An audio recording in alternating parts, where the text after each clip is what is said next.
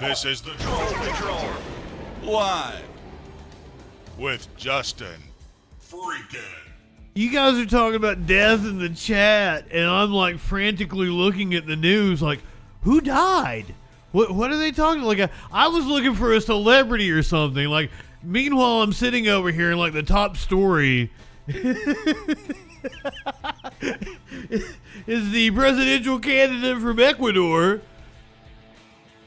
who got unalived last night. Hawaii also died, yes. God, the death toll has risen to like 36 now.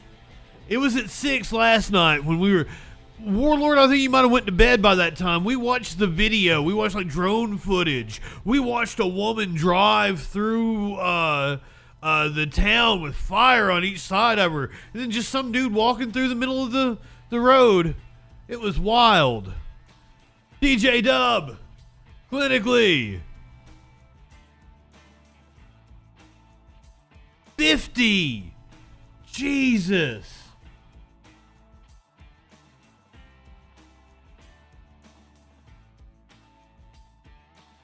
Well, at least this sounds horrible. It's me saying, I'm getting ready to say some racist shit when I say this. Well, at least Africa's pretty used to war. Africa's pretty used to war. We're going to talk all about that here in just a little bit. Tones, good evening. Hawaii's getting hot. Now, I was pretty sure when we were watching it last night that it was wildfires, but apparently there's also been a hurricane off the coast of the islands, that the winds from the hurricanes have exacerbated the wildfires. That is the reason for Hawaii being decimated. Oh, is it a typhoon? I'm sorry. So a water twister instead. I could have sworn I read hurricane, but I trust clinically. Clinically has not led me wrong before. Neither is Warlord. Warlord, spot on every time. I'm giving you guys your flowers tonight. This is Hurricane Dora. Well, now you guys fight it out, and then whoever wins is who I'll believe.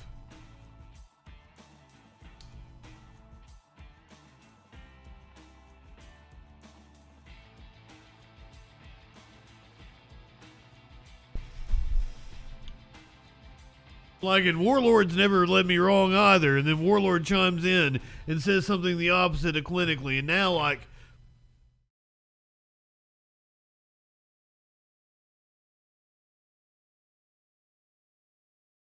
oh, I thought a typhoon was like a water twister or something, like a tornado over the ocean.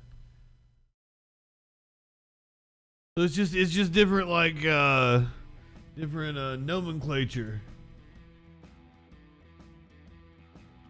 That's a water spout. Okay.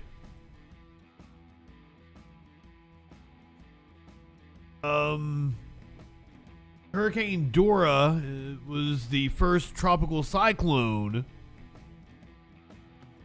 I don't know, I'm stupid. I don't know what any of this shit means.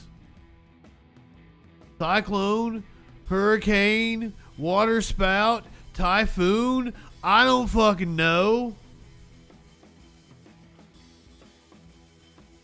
But this is a learning show. Kitty Bath. Oh. Smokey getting indecent, eh?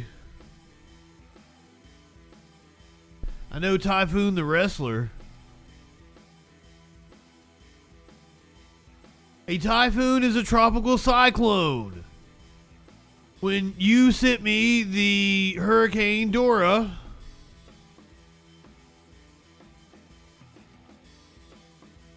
Hurricane Dora was the first tropical cyclone. A typhoon is a tropical cyclone. You're both right. You're both right. Oh, I didn't have the screen up, did I? A typhoon is a tropical cyclone. Hurricane Dora was the first tropical cyclone. The words mean the same thing. Multiple reports have come out over the last couple of days about the warming oceans gonna put a hurtin' on hurricane season. Climate change be saying, here I am, rock you like a hurricane. Why you calling me a son of a bitch for?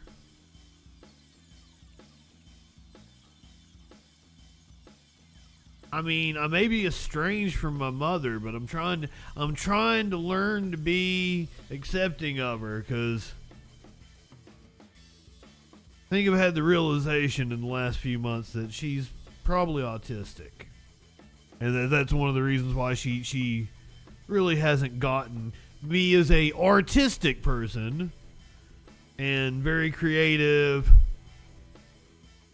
Not that autistic people aren't creative, but like I do a lot of her favorite comedies are slapstick, and I do a lot of cerebral double entendre shit. A lot of play on words. The date? What date?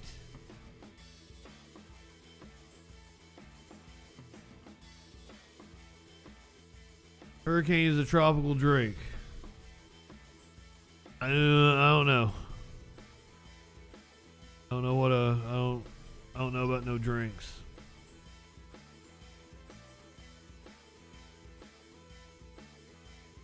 The Hurricane Dora article is from 1964. You sent it!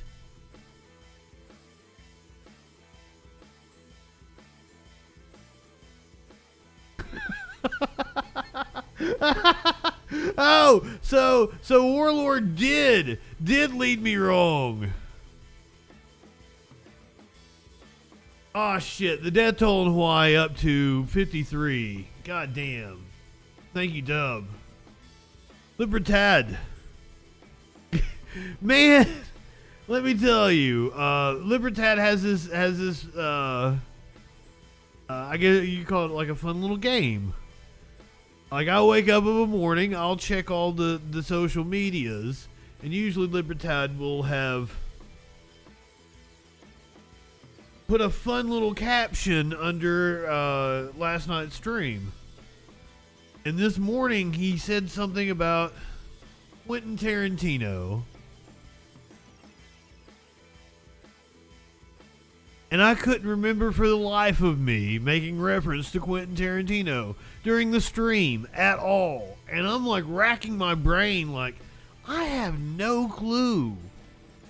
But I had told a story about how that at one time somebody had put that I was an extra in Pulp Fiction on my IMDb page. That was the reference, and my stoner dumb ass had completely forgotten about it. Anyway, you come here for the news, not to hear me ramble. I think. Here's a name you haven't heard in a while. Alberto Gonzales. Alberto Gonzales. He was the Attorney General under George W. Bush. He is going to counter the claims that the DOJ is being biased towards conservatives. And I'm going to eat this up. I can't believe I'm going to play this for you here tonight. I'm excited. Turns out that Elon Musk wanted to tip Donald Trump off about the secret warrant issued to Twitter. The special counsel is apparently in possession of Donald Trump's entire Twitter account. Musk wanted to tell Trump. Mike Pence was in Iowa, and I have video, and you're going to enjoy it. That's all I have to say, right? Just like he gets what he deserves. You're gonna enjoy it. Me cakes. Here's your meme of the day. Rapper Pitbull posing with a homeless man. Miami 2023. Colorized. I'm not high enough for this shit.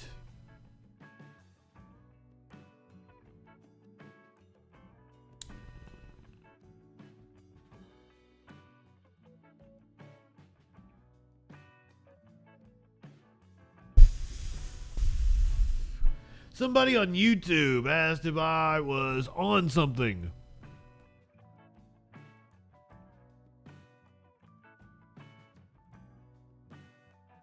This guy is giving commentary and has zero attention span. Fail.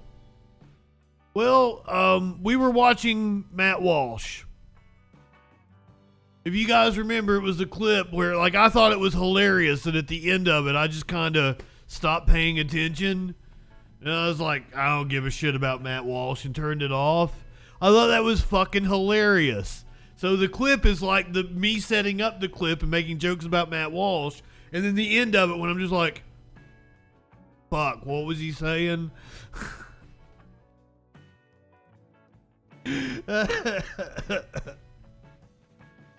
And so this comment said, right, he sounds like he's on something. Half the stuff he's mumbling about, I couldn't fathom a guess what he said. So, you know, I couldn't let that go by. I am high as fuck there, because how else could you listen to Matt Walsh? And, I mean, clearly I know what I'm talking about, because Matt Walsh said so. I'm a formidable voice in the culture.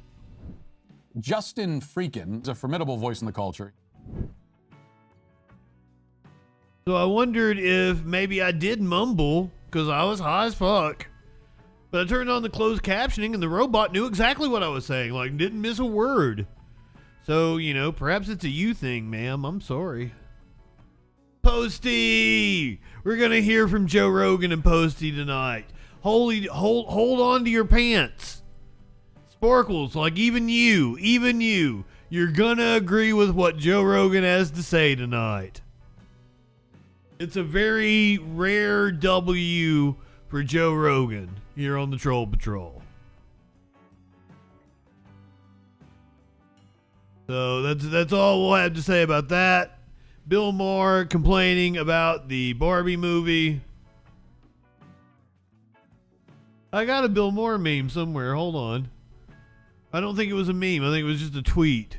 I think I shared it. I don't have it saved to the computer. I think I just shared it. But it was like I can't believe I ever liked Bill Maher. Everyone. I'm like, yep, that's about right. Some right-wing dipshit's gonna give his opinion on Megan Rapinoe. They're really up in, I have no clue. I don't know what, I have no idea what sets these people off, but it's all at once they'll start talking about just one person. They'll gang up on them. Megan Rapinoe for a few days. They're just all tearing into her. I don't even know why. I think the soccer team lost, and they're like, ha or some shit. So, okay, cool. As I understand it, she's one of the greatest of all time, right? I don't know anything about soccer, but she's one of the greatest women's players of all time. Maybe one of the best players of all time, period, in soccer. Once again, I don't know.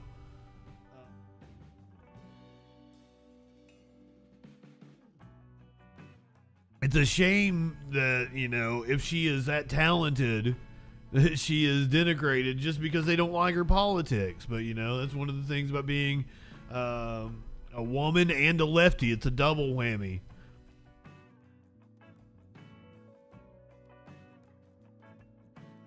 We're going to hear from the Fox Gutfeld crew. I think it's Tyrus, who retained his NWA championship. along with Greg Gutfeld and some other chuckle fucks over on the Fox News. Going to talk about the Hollywood strike. A 19-year-old died in detention, and that went fucking dark, didn't it? Like, aha, Gutfeld talking about the Hollywood strike. A 19-year-old died in detention in Atlanta. Family is wanting answers, as well they should. Protests are erupting in New York City over the migrant housing crisis going on. New report by ProPublica. Man, they do the Lord's work. Thank you, ProPublica, for all that you do. If you have a couple of bucks to spare, they are a nonprofit. They're a fantastic charity. You can write them off on your taxes if you want to make a big enough donation. But if you got a couple of bucks to spare, go throw it at ProPublica. Once again, uncovering the corruption of Clarence Thomas. Corruption Thomas should be removed from the bench. New calls for him to resign. He apparently also snubbed the Senate as they asked him to come and testify before them. It could be a showdown between the different branches of the government. Has the Supreme Court gotten a little too big for its britches? Yesterday, a man in Utah was killed by the FBI. He was making threats against Alvin Bragg, the DA in Manhattan, as well as Joe Biden. We're going to get the lowdown on who this dude was. He looks like exactly the kind of dude I'd expect to be this like hardcore MAGA, willing to die for the cause, true blue motherfucker. We're going to hear from his neighbors, going to tell us all about him. All that and more tonight on the Troll Patrol. Live. Taxes in this economy. Another L in the ATL. Putting the A in ACAB. Megan who? I don't know jack shit. Oh, okay. I thought you liked shit, Libertad. I thought you had a scat fetish.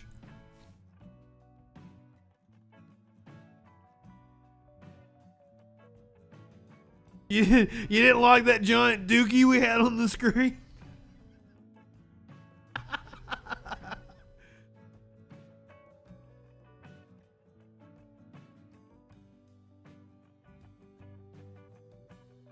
Let me get a little more high. Get to the news.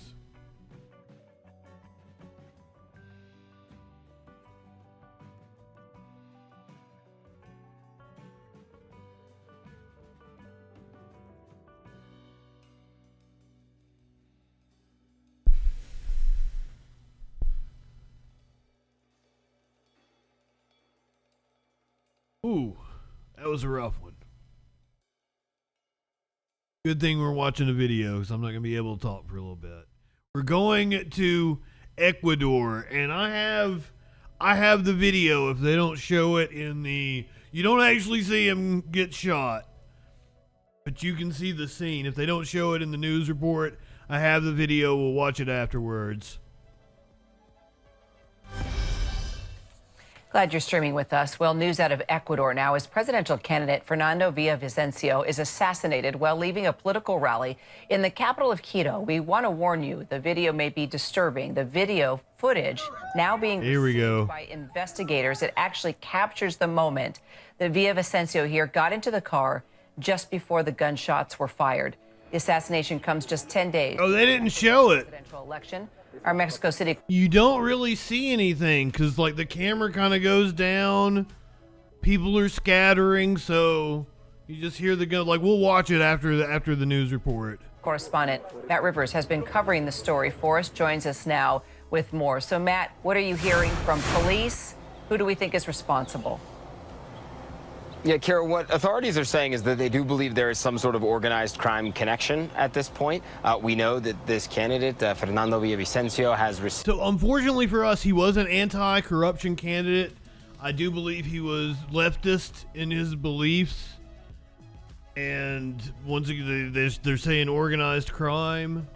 I'm going to go ahead and cue up the video here. From various organized crime groups over the years. He's been a public figure for a long time. He was an anti-corruption reform candidate who was not afraid to speak his mind, including about organized crime. And he had said recently that he was the target of multiple threats from at least one organized crime group that has connections here to the Sinaloa cartel in Mexico. Specifically, though, authorities are not saying yet who is exactly responsible within the organized crime world there. We have seen some unverified videos floating around social media in terms of people claiming responsibility, but we can't verify any of those claims, so we're not going to give them too much credence at this. There have been arrests. Apparently one person is dead. Perhaps this news story took place before. I think it's in the text of the story, but one person is dead.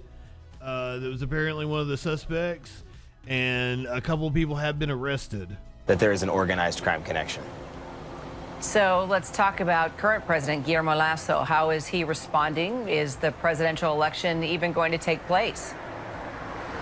Yeah, it's a very valid question, and according to Lasso, constitutionally, they have to go forward with this election. There is no constitutional provision to deal with this kind of thing, and so the federal government says that they have no choice but to go forward with elections on August 20th. What we're hearing from President Lasso is that this crime will not go unpunished. He was, in fact, one of the first people to come out and say there was an organized crime connection to all this, but as of now, it does appear that the multiple candidates that are on the ballot in this presidential election will be voted on August 20th.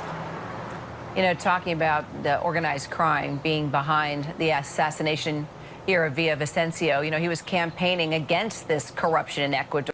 Yes, he was coming out of a campaign event when this happened. So let me hit the...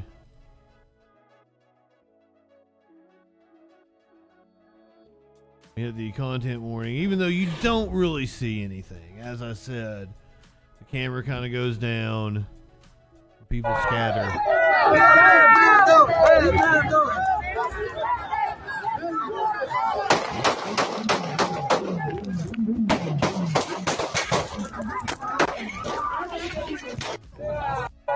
That is the scene after a campaign event.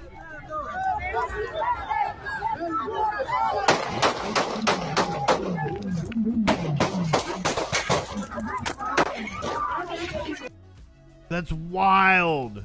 We have a different angle of it here as well. Hold on.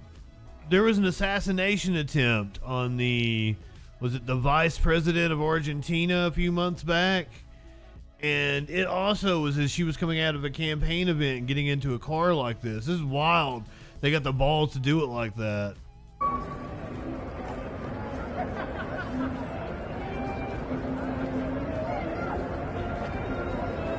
The leftist candidate for president in Ecuador.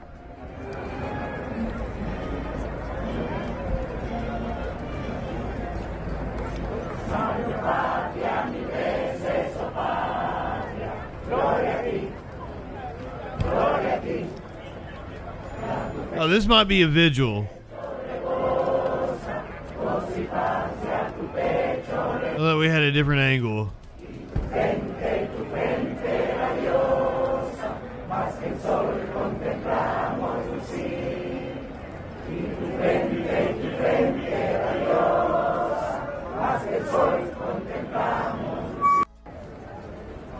The state of emergency has been declared.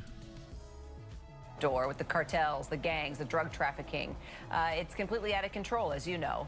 So let's just talk about how all of this is impacting the immigration issues that we're seeing at our southern border and how things move forward here. Yeah, for those who might not be super familiar with South America and the northwestern part of South America, Ecuador has long been seen as a more tranquil place, a more peaceful place, sandwiched between Peru, Colombia, Venezuela is nearby, and those countries really took the attention as far as being more violent, being more involved in the drug world. Ecuador was kind of its own thing for a while there. That really started to change in the last couple years, where we have seen a huge amount of drug cartel influence moving into the cities there. Homicide rates have spiked. Cartels, including those from Mexico, have taken advantage of Ecuador's numerous port cities. In a place like Guayaquil, for example, an Ecuadorian city that has seen huge spikes in violence. To that end, migration from Ecuador, which historically has been very low, at least people arriving to the U.S. border, has spiked dramatically. Just last month at the Darien Gap, which is that land crossing between South America up to Central America, Colombia to Panama, the third most populous group of citizenry recorded by Panamanian authorities. First was Venezuela, then was Haitians, followed by Ecuadorians. That's something we've never seen before. We'll stay on the story. Matt Rivers, thank you. Hi, everyone. Shut up, George Stephanopoulos. Oh, God damn it. Hold on, let me get the story. Because they have made arrests.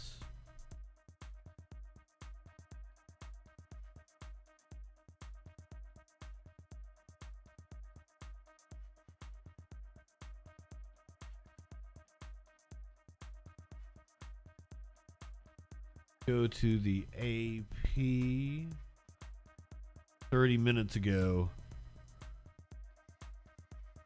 The 6 men arrested as suspects in the assassination of an anti-corruption Ecuadorian presidential candidate are Colombian nationals, a police report said on Thursday, as authorities investigated the motive for a crime that shocked a nation already reeling from a surge in drug-related violence.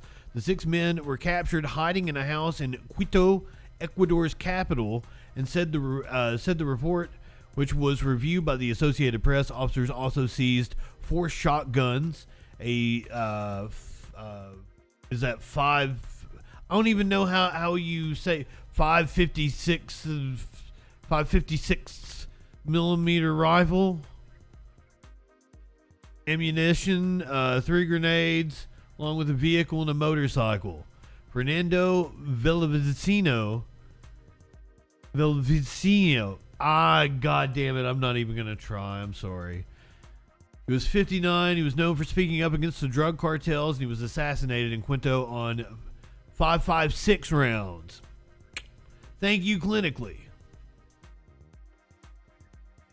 This is like 5.56. Like, no, I'm not. No, I'm not high enough for this shit.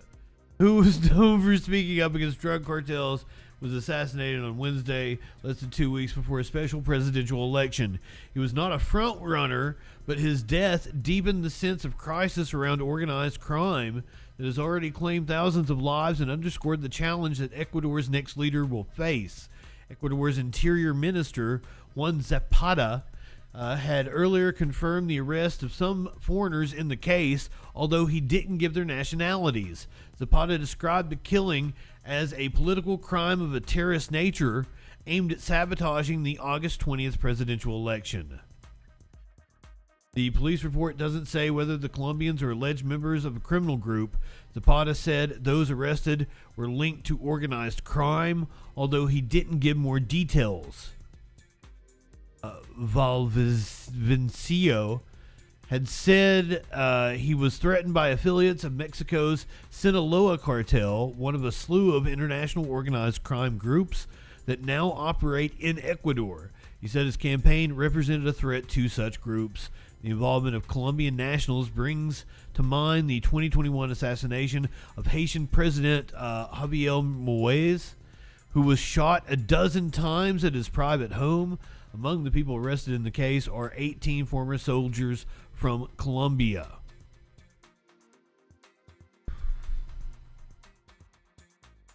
Wild.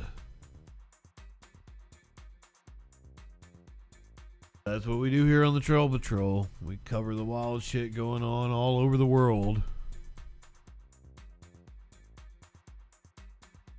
Head to Africa, where apparently they are readying forces to put down the coup in Niger, I assume? I'm not even sure. West African nations activate a standby force after a summit earlier today. Let's go to Al Jazeera. Well, the West African bloc ECOWAS has directed the activation of a standby force to restore democracy in Niger following the coup. The leaders have concluded their emergency meeting in Abuja. They have condemned the detention of President Mohamed Bazoum and say the regional bloc will enforce strict travel restrictions to Niger and freeze assets of individuals in the way of a return to a civilian government. I like that. That sounds good. Of the Chief of Defense Staff to activate the ECOWAS standby force with all its elements immediately. Order the deployment of the ECOWAS standby force to restore constitutional order in the Republic of Niger. Underscore its continued commitment to the restoration of constitutional order through peaceful means. Okay, let's get more on this with Ahmed Idris, who's in Abuja, Nigeria, where that ECOWAS summit has just finished. And Ahmed, first of all, can you just tell us a little bit more about this standby military force? What does it exactly entail? Just how large is it? Well, they're not talking specifically in terms of numbers, but this is a force that has been agreed upon by member states. The last time it was deployed was to Guinea-Bissau to stabilize the political situation there following a coup attempt. So the numbers can range between 3,000 to 6,000 or even more, depending on the circumstances.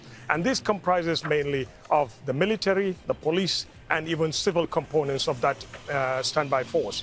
They are armed, and also they are also empowered to carry out other civic duties in areas where they are deployed. So the deployment of this force probably could signal the start of something big, like a military intervention in Niger.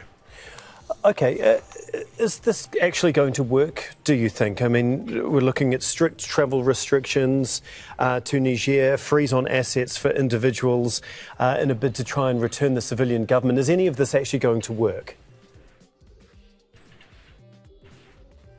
It all depends on the willpower of the leaders of the economic community of West African states. Yes, Nigeria has the number, and it's expected to be the largest contributor. And with countries like the United States, France, and others solidly behind ECOWAS, we probably are seeing the possibility of financial help from these organizations. The countries may have the Nigeria and this is the and Niger coup. May have the numbers, may have the troops, but the PP Girl, good evening. They have a security force from the West African bloc nations that they are readying to apparently restore democracy to Niger and put down the military uprising. Requirements or the logistics required for this will have to come from external forces as well, because at the moment we're looking at countries that are struggling with their economies right now and also dealing with their own domestic problems. Okay, thank you so much for that. That's Ahmed Idris for us in Abuja, Nigeria, where the ECOWAS summit has just concluded. Well, Zain Boubens Iribi has more from Niger's capital on the coup leaders' action just ahead of the ECOWAS summit. The military junta has just named a new government, directed by Lamine Zain, who is also Minister of Finance. The government is composed by 21 members, including 15 civil members and 6 military members. The nomination of the government can be seen as a direct answer to ECOWAS emergency meeting in Abuja. It shows also that the military junta doesn't care about ECOWAS declarations and will continue to ignore any international calls to reinstate the ousted president. The ousted president, who is under house arrest, says that he is living under very hard conditions without electricity, medicine or food.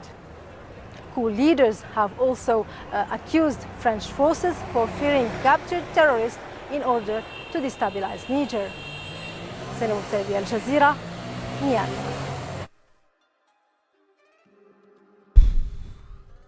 Fun times we're living in. And the oceans are boiling, and the forests are burning, and the wars are raging, and we didn't start the fire. It is always burning since the world's been turning. I kind of do blame the baby boomers though. There weren't really fires going on. Their parents put out all the fucking fires, handing them peace and stability, and they're like, oh, let's go fuck up South America. Let's go meddle in the Middle East. Go bomb Vietnam.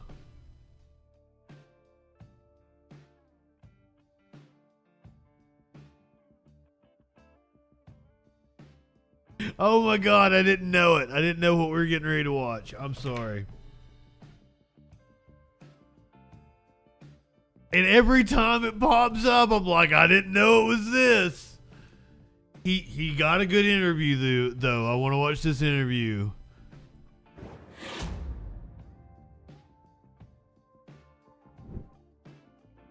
Getting ready to watch some Morning Joe. So let's bring in former... Oh God, we got Claire McCaskill. Oh, we're getting rid of her. But she was on screen for a short time. It's just a double dose of awful. U.S. Attorney General Alberto Gonzales. He served in the George W. Bush administration and now is the dean at the Belmont University College. That dye job. And we thank you very much for being on this morning. Mr. Attorney General, thank you so much for being with us. I've noted on this show over the past several years, Republicans like yourself, Republicans that have stood up and spoken out for the rule of law, even when it doesn't break in their direction. And I often quote the Wall Street Journal editorial page whenever they've spoken out against Donald Trump's worst. I lived through the Bush administration. This motherfucker was unsavory. Since the last indictment regarding January the 6th, that establishment Republicans that had been critical of Donald Trump's actions are now starting to talk about a two-tiered justice system. And, you know, I read something that Ann Applebaum said last week that said if the Republican Party continues to attack the rule of law, I don't know how our constitutional republic survives. That's why we were so struck by your opinion piece and are so grateful for you to be here. Can you talk about your concerns about the rule of law, the Republican Party, and how it intersects in this Trump indictment? Sure, Joe. Thanks for having me. Listen, I don't view my presence here or the op-ed that I wrote as intended to set Republicans straight, but mainly to remind Republicans about what we stand for, and in particular to stand up for the Department of Justice. People don't realize that over 99% of the people that work at the department are career employees. They often don't care who the president is, who the attorney general, what part of the attorney general is. And so they go to work day in and day out. And I just wanted to remind people that I think the department is doing the very best that it can. I'm not saying that they're perfect. Sometimes mistakes are made, and I point that out in the op-ed. But by and large, they do a good job. And the differences that occur sometimes in prosecutions are based upon facts, based upon the evidence, based upon the judge. I did. Good evening, Richard. And so sometimes you're going to have perhaps different outcomes in cases that look similar, but may in fact. I love that Richard pops in is like, did he content warning Joe Scarborough? Yes, I did. And also, like, Alberto Gonzales deserves a content warning as well, the little weasel. In fact, be very different because of the facts and the evidence that a prosecutor is able to present and get in a trial. So, again, this is about a reminder who we are as a party. A party for the rule of law, a party for economic and individual liberty, a party for national security and our military, a party that believes in the value, the importance of law enforcement. That's who we are as a party. And I just, you're all slimy fucks for the op-ed. Well, and just to underline something that you said, that they are career professionals. Most people in the Justice Department are. And for Republicans, for Donald Trump supporters who are saying, oh, well, what about Hillary Clinton? What about Hunter Biden? Let me underline again the fact that Donald Trump wanted Hillary Clinton indicted in the Department of Justice, and his own attorney general said there wasn't anything to indict her on. So those arguments are absolutely without merit. Mr. Attorney General, I want to underline once again what you said and have you continue talking about it, because I've noticed that my former party, which used to support law enforcement since Donald Trump's become president, many people in that party have attacked the Department of Justice relentlessly, have attacked the FBI relentlessly.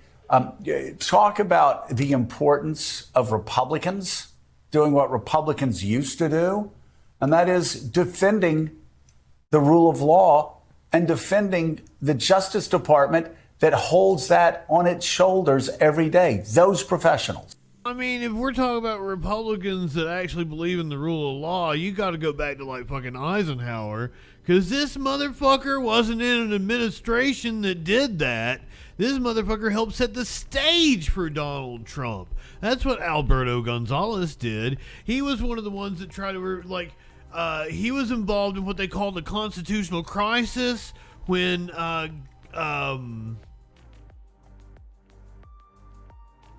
was it Bush had, went for some kind of a surgery and Cheney was, no.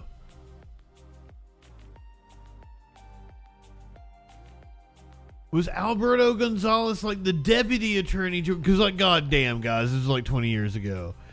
Alberto Gonzales was like the deputy attorney general, and who was the first attorney general under Bush?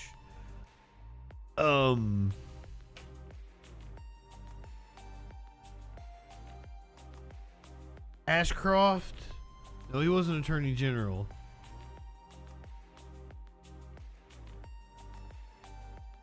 There was this whole thing where, like, somebody was incapacitated because they had surgery, and they tried to get them to sign some sort of fucking executive order or some shit. Because they were doing all kinds of shady shit. They outed a CIA agent. God, fucking Bush administration. That feels like I'm doing some member berries and like talking about my childhood and shit. Wasn't my childhood, it was my early 20s. But Alberto Gonzales shot down the idea that the Justice Department is biased against Republicans and are biased against Donald Trump for political motives. It doesn't make any fucking sense. Meanwhile, Trump and Valet pled not guilty to additional classified document charges today. The additional charges stem from accusations that Trump tried to suppress. A lot has happened since the Bush administration.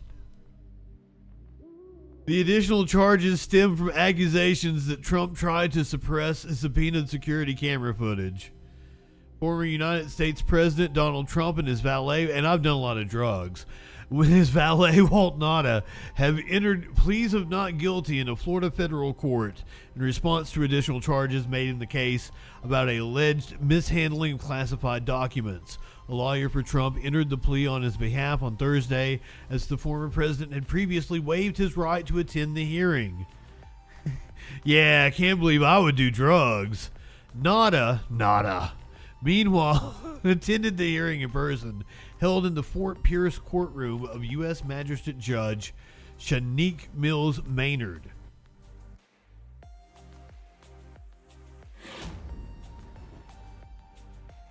Originally, Trump faced 37 charges and not a 6 for retaining classified documents without authorization and concealing them from federal authorities. But on July 27th, Special Counsel Jack Smith announced an updated indictment with new charges and a new defendant, Carlos de la Oliveira, a property manager at Trump Mar-a-Lago estate in Palm Beach, Florida.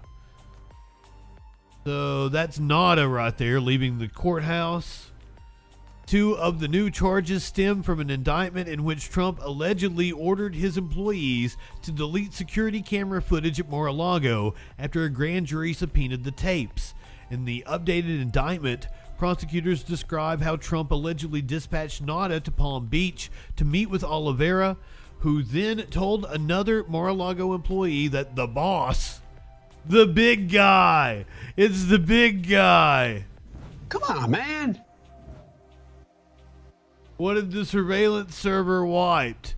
The third new charge pertains to Trump alone. It relates to audio of Trump at his golf club in Bedminster, New Jersey, where he showed onlookers a classified document outlining a plan of attack against Iran that he acknowledged was highly classified. The recording also appears to capture Trump admitting he had not declassified the document before he showed it to the golf club visitors. See, as president, I could have declassified it. Now I can't, but this is still a secret, so shh. This is not a direct quote. I fudged it a little bit. The special counsel has proposed a court date, the January 6th trial, and he wants it to start on January 2nd. First day of business of the new year, baby. I like it. Let's start 2024 off right and try the former fucking president.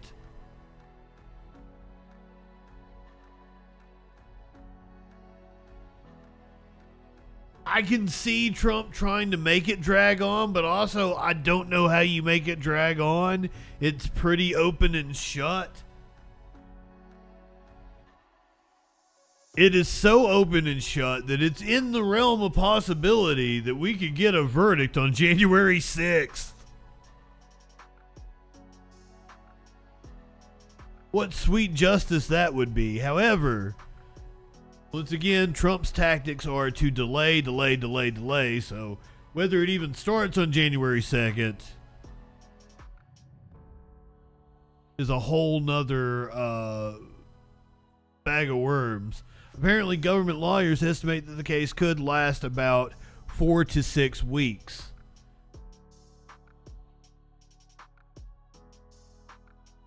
Could be up into mid-February. It's the trial of the century, right?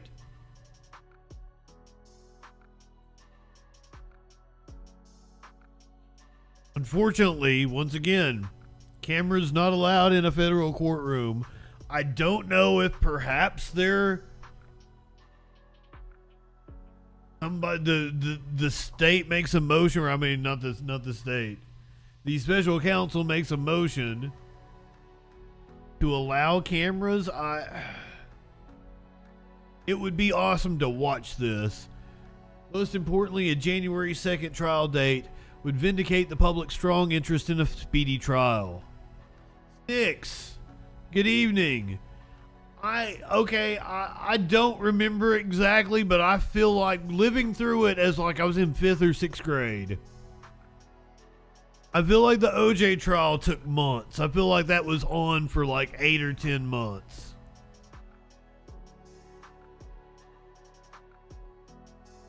Am I wrong on that one?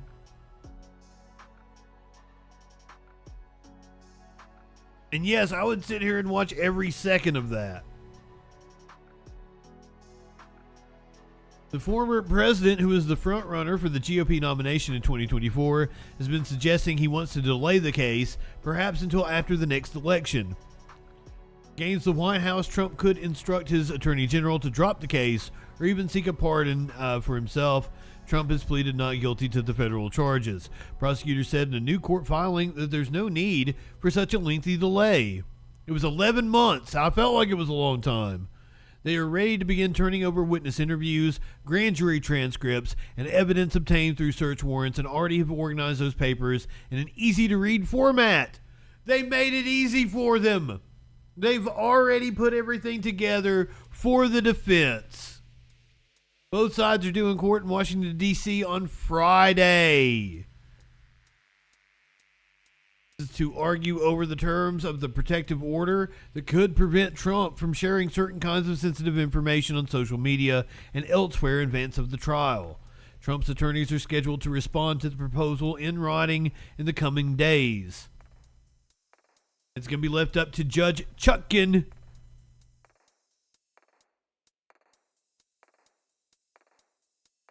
who is tough but fair, and apparently gives tougher sentences to January 6th defendants than what the prosecution asked for. That gives you some idea of the mindset of the judge in Trump's case. This could be a lot of fun. Now, what's going to happen? I'm going to pose this question to you, chat. He is almost certainly going to keep blabbering on social media. He's going to keep threatening people. Is there going to be a gag order? And if there is a gag order, Trump most certainly will violate it. What will the court do if he violates a gag order? Because you know he would. Trump cannot keep his mouth shut. And apparently, someone who also could not keep their mouth shut is Elon Musk. Elon Musk wanted to tip off Donald Trump about the secret search warrant in the January 6th case. The public documents, we've learned brand new details about both Donald Trump and his lawyers' attempts to overturn American democracy and the special counsel's attempt to hold him accountable. The first document we learned about is yet another coup memo, dated exactly 1 month before January 6th. It is authored by Trump election lawyer Ken Cheesebro, believed to be one of the unindicted co-conspirators mentioned in the... Listen. If my name was Cheesebro, the last thing I would do would be out here trying to like plan a coup, do some fascism kind of thing. Your name is Cheesebro. I would go and I would work in a deli. That way when customers come in, they could be like, let me have half a pound of Gouda, give me a pound of white cheddar, Mr. Cheesebro. Beautiful. What? I'm a cheese bro. I want to start the club of the cheese browers. That's like the most awesome name. I would be fuck JustinFREAKIN. I'm gonna be Justin Cheesebro from now on. The Jack Smith indictment, and it expands on the so-called fake elector scheme and the efforts to love fucking cheese hand the election to Trump. Quote: I believe that what can be achieved on January 6th is not simply to keep Biden below 270 electoral votes. It seems feasible. The vote count can be conducted so that at no point will Trump be behind in the electoral vote count unless and until Biden can obtain a favorable decision from the Supreme Court. In other words, a scheme to declare Trump the winner over the will of the people and to force Biden to try to claw back his legitimate small d Democratic victory via the 6-3 Trump Supreme Court. So that's one document we got today, but it's not all we learned today, because we also got a newly unsealed legal filing from the January 6th case, revealing that the special counsel successfully gained access to the ex-president's Twitter account earlier this year, but not without a fight from the company's new right-wing owner, Elon Musk. Back in May, it was first reported that Smith's team was feuding with a major tech company in some capacity. The details of the fight were unclear based on the available court records at the time. So now we know precisely what went down, at least part of it. As part of his investigation, Smith deemed it necessary to view the inner workings of Trump's Twitter account, although it's not currently clear what exactly he was looking for.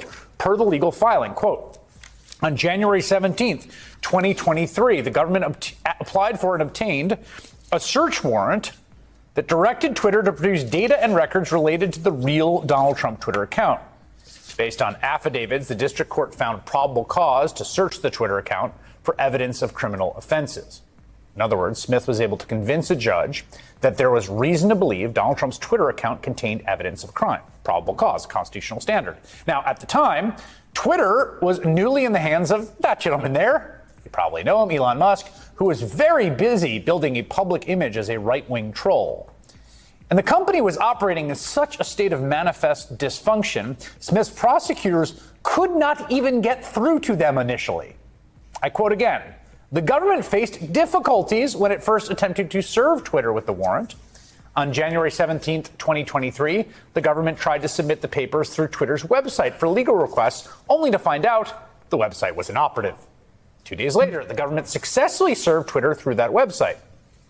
Okay, so Smith finally gets through to Twitter on the 19th. The deadline to comply with the warrant is the 27th, about a week later.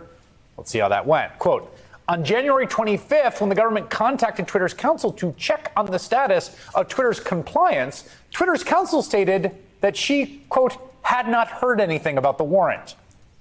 2 days before the deadline, Twitter's lawyer says she had no idea there was even a warrant from the Department of Justice in the first place. At this point, not only was Musk running Twitter in a total state of chaos, according to all public accounts we have, it was clear that he would stop. Still is, as far as I can tell. Attention for his $44 billion vanity purchase, which was very quickly losing value. After all, he was already using the platform to spread misinformation, to platform neo-Nazis and white supremacists, and, as he told CNBC, nothing could stop him from keeping things as chaotic as possible. Do your tweets hurt the company? There's a scene in The Princess Bride. Great movie. Great movie. Where he I confronts didn't even get the quote right. And he says,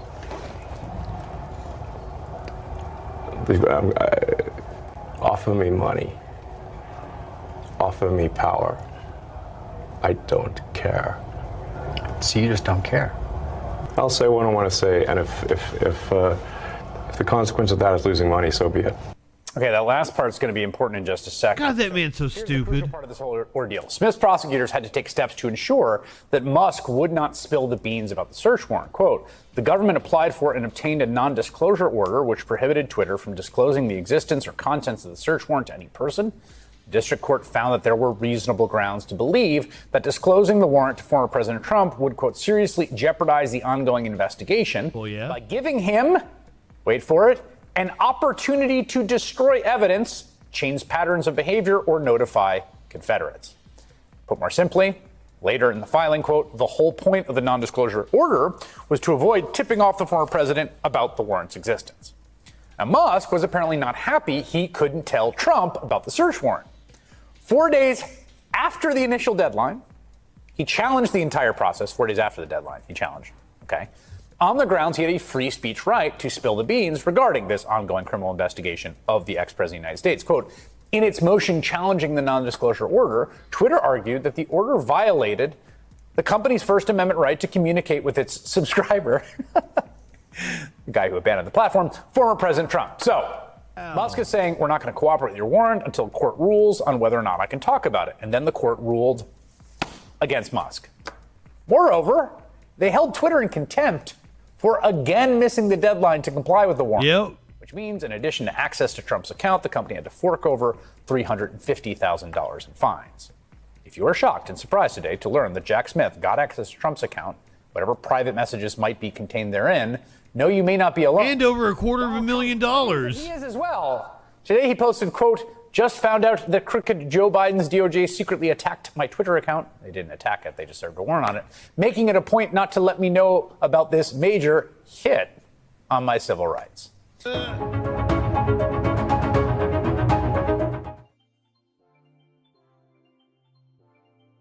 I like Lester better than the MSNBC. Like that, like, is it violins? It kind of annoys me. A little too frantic for me. Frantic was probably the way Mike Pence was feeling when he got confronted in Iowa during a campaign event today. I believe you guys are going to enjoy this video. Are you ready for it? Strap in. Trump 2024. Every day. Pence is a traitor. Anybody that says he has a higher power uses those words. He is not a Christian when you say higher power. We don't buy it as believers, Pence. You are far from a Christian. Yeah, take a good photo. Right here. This is the winner. And y'all know it. That guy, traitor. Traitor. Why are you here today? Trump 2024. Every day. Pence is a traitor. Anybody that says he has a higher power uses those words. He is not a Christian. What does that even mean? There is, hold on. I think there's a story. Oh, shit.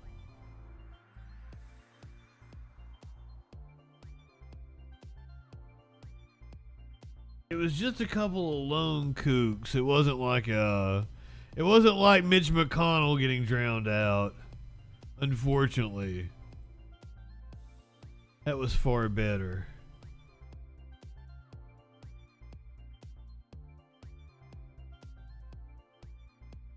See if I can get.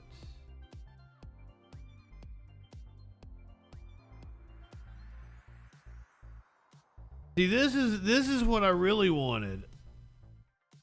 Ooh, yes. There was no video of it earlier. There was only the report that it happened. This is what I wanted to show you. Mike Pence pushes back after Iowa State Fair attendee accuses him of treason. 2017. I put my left hand on Ronald Reagan's Bible and I raised my right hand and I swore an oath to support and defend the Constitution of the United States of America. And it ended with a prayer. So help me God. Whoa, we're halfway there. Reminded me one time that it's the exact same oath that he took. It was a promise I made to the American people. It was a promise I made to Almighty God. Now, I know you might have a different impression about what my duties and responsibilities were on January 6th, and I'm happy to talk to you about it. The truth is that states conduct our elections. They do. And once Iowa certifies the elections, when there are questions, you can go to court. Our campaign in 2020 had more than 60 lawsuits in courts around the country. There were also states that conducted recounts under the law. But when all that was done, if you read Article 2 of the Constitution, which I recommend to you very respectfully, Article 2 says once the states send their electoral votes to the Congress of the United States, the Vice President, as President of the Senate, will preside over a joint session of Congress. And what it says is at that joint session, the electoral votes shall be opened and shall be counted. It doesn't say may. It doesn't say you can send them back to the states. It doesn't say you can reject votes. Even though my former running mate and many of his outside lawyers told me that that authority was there, I knew there never was. I mean, look, there's almost no idea more un-American than the notion that any one person could pick the American president. I mean, the American presidency belongs to the American people and the American people alone. And I'll always believe, by God's grace, I did my duty that day. I truly believe it. He must have got the gas pump figured out because he made it to Iowa. People deserve to know that on that day, Justin asked me to choose him over my oath to the Constitution. I chose the Constitution, and I always will. I mean, we were talking about South America earlier. You want to talk about Ronald Reagan? Let's talk about what the fuck he did to South America.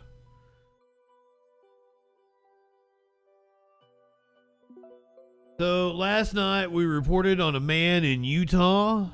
He was apparently making threats to the prosecutor in the Trump case. He was making threats towards Biden, several other people. Content warning.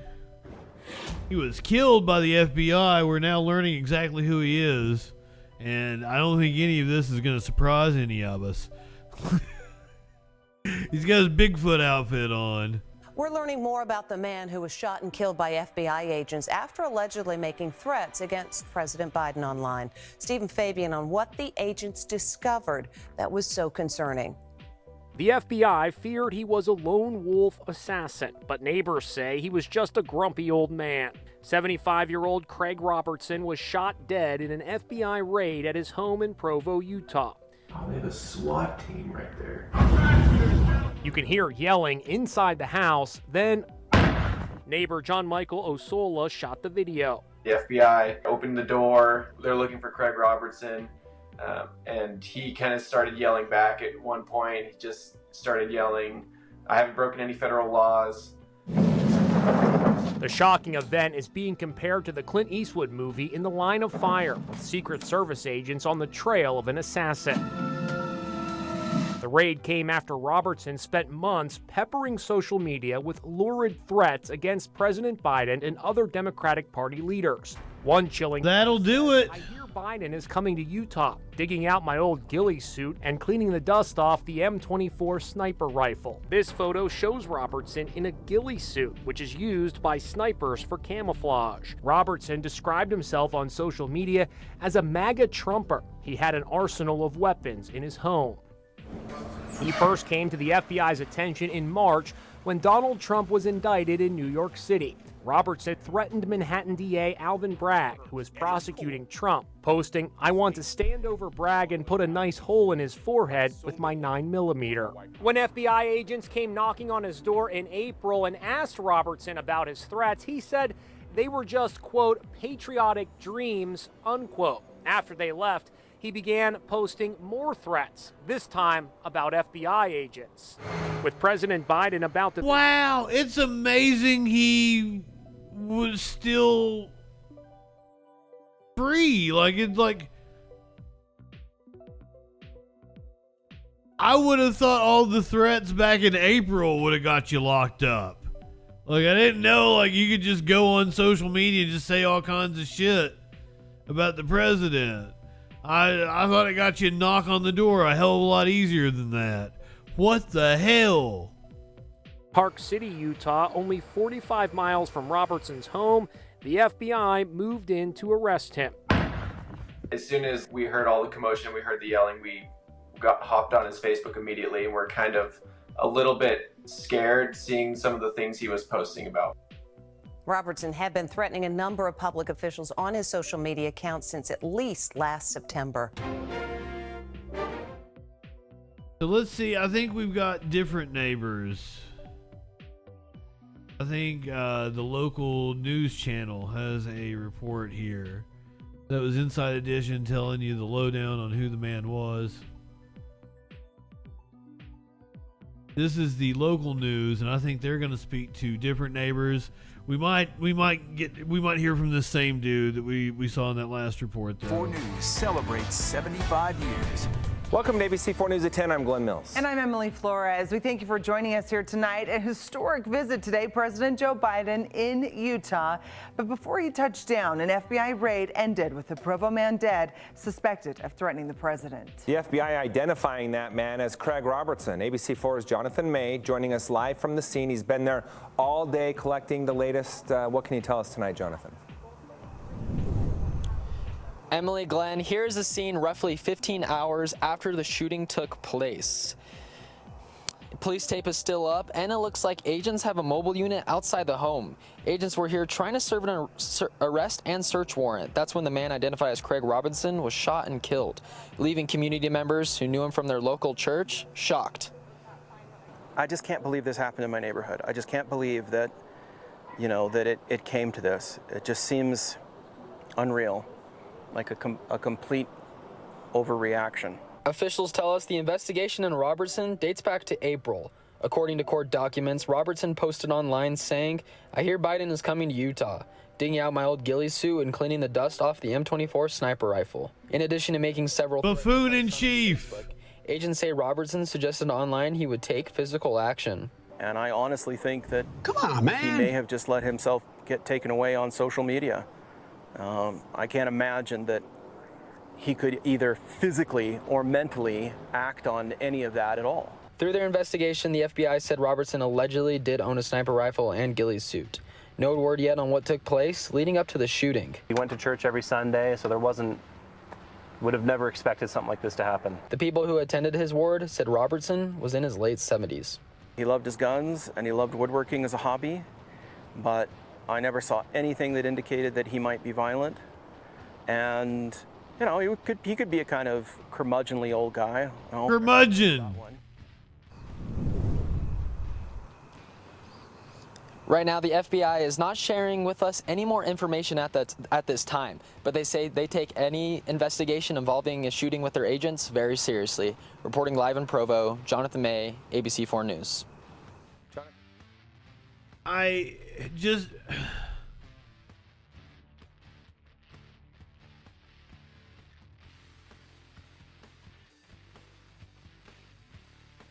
Is it possible that the FBI overreacted? Absolutely. We cover it here all the time. But it appears that the man was also guilty of the crimes that he was charged with. We don't really have a full account of what happened. Was he in tactical gear fucking shooting at the FBI agents? I guess they had a...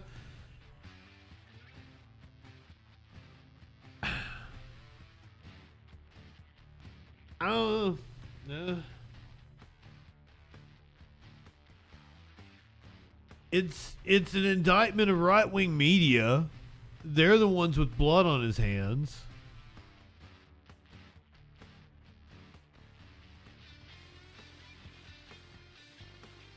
It's because right-wing media drives these. He probably thought Joe Biden drinks adrenochrome or whatever the fuck. They're trafficking little children. He probably just saw Sound of Freedom. Joe Biden and Hollywood are trafficking children. You know it. You know it.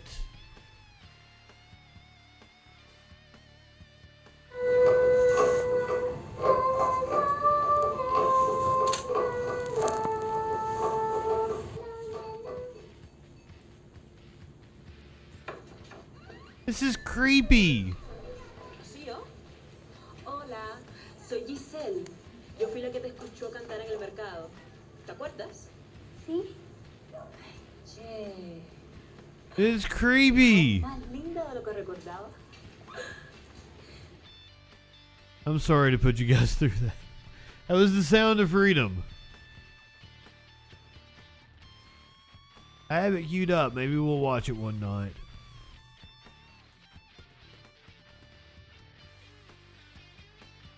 Speaking of guns in the Biden family,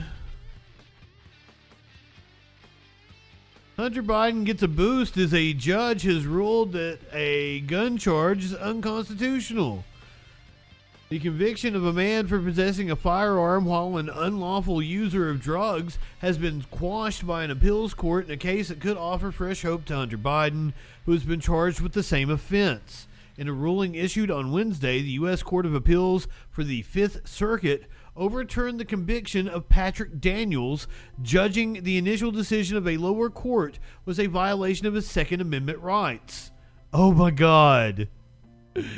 Biden was charged with illegal possession of a firearm as a drug user and failing to pay federal income tax in June, according to filings from a Delaware district court. His legal team had agreed to a plea deal with prosecutors, which would see him plead guilty to 2 misdemeanors for failing to pay federal tax, but avoid prosecution on the felony firearms charge. However, this collapsed during a court hearing in late July after a row over whether the president's son could receive sweeping immunity for an ongoing investigation. Daniels has been convicted under 18 U.S.C. 922, which states that it is illegal for anyone who is an unlawful user of or an addicted to a controlled substance to possess a gun. Kayleen D.C., a Washington Examiner Supreme Court reporter, described this as the same statute Hunter Biden is being charged under on X, on the social media site formerly known as Twitter. However, the higher court judged American history and tradition does not justify disarming a sober a citizen based exclusively on his past drug usage. So the courts have said, you used to do drugs. You can still do guns.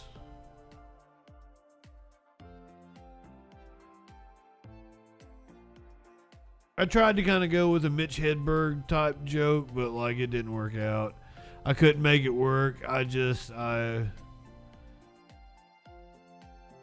not myself lately. He still does drugs, and he used to too. He probably does. But that would disqualify him from owning a gun if he was honest about it. But let's face it, many people that own a firearm aren't honest about their drug usage. But like, hey, is there any reason for you to be honest about your drug usage? We've got a Supreme Court justice out here just like being bought and paid for by all kinds of shady billionaires. Check that transition out. Thomas's life off the Supreme Court bench. ProPublica is out with a new report detailing lavish vacations, private jet trips, and VIP treatment at sporting events, more than we knew about before. All of it paid for by a wider circle of billionaire friends. CNN's Tom Foreman has you covered. The most complete accounting yet of the high life of Supreme Court Justice Clarence Thomas shows much, much more than previously known.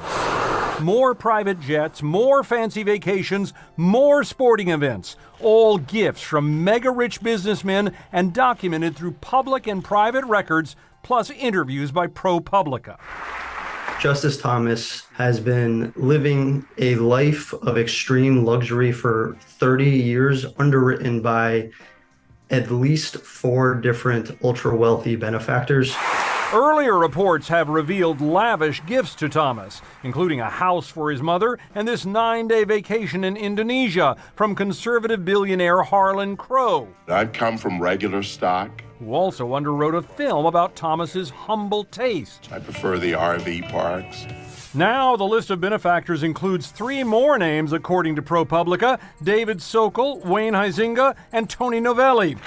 The report says the 4 moguls collectively treated Thomas to 38 destination vacations, including a previously unreported voyage on a yacht around the Bahamas, 26 private jet flights, plus an additional 8 by helicopter, a dozen VIP passes to professional and college sporting events, 2 stays at luxury resorts in Florida and Jamaica, and 1 standing invitation to an uber-exclusive golf club. The dollar value likely in the millions, little of which appeared in required financial disclosures, according to ProPublica.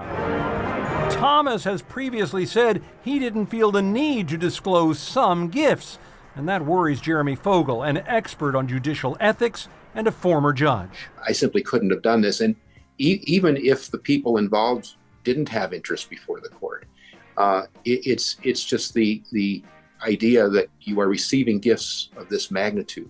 Associate justices make about $285,000 a year. In 2001, when they made about $100,000 less, Thomas spoke up. The job is not worth doing for what they pay.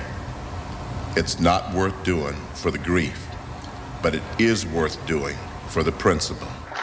Now he bristles at questions about his principles. He calls Crow merely a friend. Crow says they never talk about Thomas's work, and the new report found none of these wealthy pals seem to have had cases before the court. Still, Each one of these new benefactors, just like Harlan Crow, came into his life after he was appointed to the Supreme Court. That's why it's so problematic from an ethics standpoint. Fuck him. Fuck you. Fuck all the way off.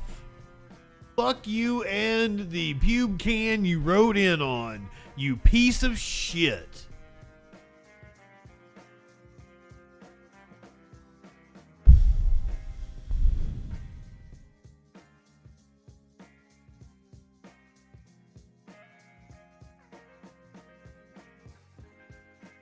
He's a pompous asshole.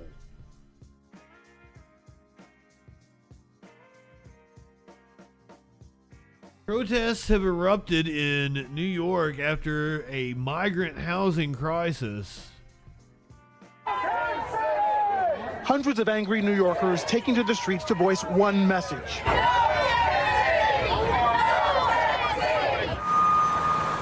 They're protesting the construction of a new relief center for the hundreds of migrants arriving in New York City every week. This one for up to 1,000 people, men only. Women, children, okay. All men, 1,000 of them is too much. Residents especially worry the center will be near an elementary school, a playground, and senior center. What are you afraid of happening here? The problem is that this is an inappropriate location. They're putting 1,000 adult males in a cot, rusted fences, no shopping, no transportation, nothing to do. In another part of New York, another center for migrants on Randall's Island, designed to house more than 2,000 single men. The shelter taking over 4 soccer fields used by local schools, angering some educators and parents. New York now facing grassroots opposition as it scrambles to find shelter for thousands of migrants, nearly 200 set up so far. What city officials call a humanitarian crisis that shocked onlookers when it spilled into public view, with dozens of people sleeping on the streets outside a Midtown Manhattan hotel. We are past our breaking point. Today, Mayor Eric Adams saying the migrant crisis will cost the city some $12 billion over the next 3 years, a figure about 10% of the entire municipal budget, while pleading for more help from Washington, like creating a system that will send migrants from the border to other places in addition to New York. We need the federal government to lead a decompression strategy at the border so cities and states across the nation can do their part to shelter asylum seekers. In response today, the Biden administration telling NBC News it's provided more than $140 million to New York City, more than any other city not along the border. That Homeland Security has sent experts to assess the situation in New York and identify ways to maximize resources. Now, other states also demanding the Biden administration do more as the number of migrants arriving surges. Today, I am declaring a state of emergency in Massachusetts. Massachusetts governor says the number of people in homeless shelters is up by some 80%. It's more families than our state has ever served, exponentially. Back in New York, the new migrant relief centers still perhaps weeks away from opening. The city's still looking for more places, with some local residents vowing to keep asylum seekers out of their backyards. There is no 24-hour transportation here. There are no subways here.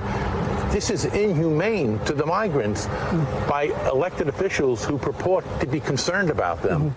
Meanwhile, city officials have said that no place is off the table when it comes to more possible shelter sites. Several thousand locations have been considered, including places like Central Park, where there are medical facilities during the height of the COVID pandemic.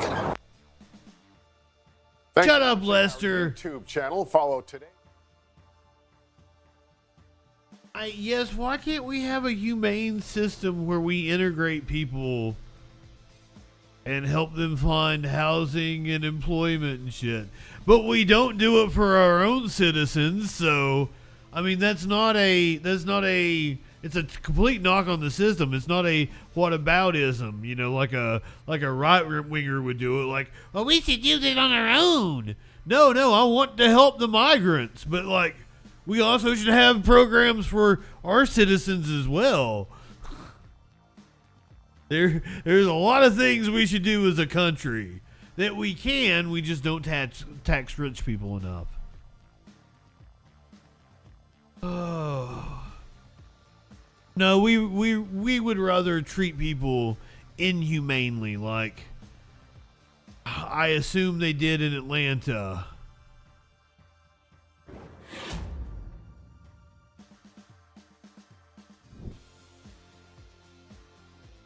So a 19-year-old died in custody. Let me...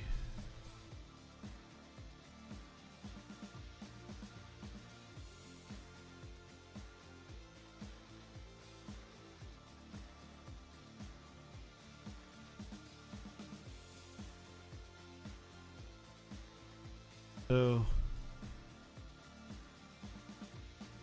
Sorry, I had the press conference up. I wanted to go to the news report here. Tonight, for the first time, we are hearing from the mother of a young woman who died while in custody of the Fulton County Sheriff's Office. The 19-year-old found dead July 11th while being held at the Atlanta City Detention Center. Are we just now hearing about it? Today, the woman's family and attorneys pleaded with officials for answers about the death. 11 Alive's Bobeth Yates was there. She joins us from outside the Atlanta City Detention Center. Well, Rick, the family made it clear they just want answers. They say they are confused how 19-year-old Noni Baptiste Kosoko could walk into the jail healthy and die while in custody. Yeah. I don't understand why it's taking so long to get this information. Stashu Baptiste says she's frustrated with the process to get details from the Fulton County Sheriff's Office about the death of her daughter, 19-year-old Noni Baptiste Kosoko, who died I can take a wild in guess. the City of Atlanta Detention Center. My daughter wanted to go to college. She wanted to run track. She wanted to dance. She could sing. She could write. She was a wonderful friend. She was there for you if you needed her. And I need her now. And since she's not here, I need answers to why my child is gone. According to jail records, Baptiste Kosoko was arrested on an outstanding warrant for failure to appear on another misdemeanor charge out of Miami. But despite what her attorney calls a minor... She was taken to jail on an FTA? Are you shitting me? Come the fuck on. infraction, she was held without bail for approximately 60 days prior to her death on July the 11th. 60 days? Under suspicious circumstances, has been my experience that the administrators kind of string it out. That's just what I've experienced. Okay, and when I say string it out, I've seen situations where the information was available, and for whatever reason, they just say the situation is under investigation. Today, one of the family's attorneys, Dr. Rod Edmond, announced they have notified the county they plan to file a lawsuit. As for Noni's mom, this urn that now holds her ashes is all she has left. Physically, there was nothing wrong with my daughter, to my knowledge, since when I last saw her. So I'm just confused, how a 19-year-old, dies in jail. Now just moments. As I said, I can take a wild guess, and it is negligence, if not downright felonious assault from the staff. Ago, the Fulton County Sheriff's Office released a statement about the 19-year-old's death that reads in part, Baptiste Kosoko was found in her cell by herself with no obvious signs of injuries. The Atlanta Police Department is conducting a death investigation, and the Fulton County Medical Examiner's Office has performed an autopsy to determine the cause and manner of death. It's also important to note that 11 Alive reached out to the Medical Examiner's Office, and they told us that that autopsy has not been finalized as of yet. Sending it back to you guys in the studio. All right, Bobeth, thank you. Infuriating.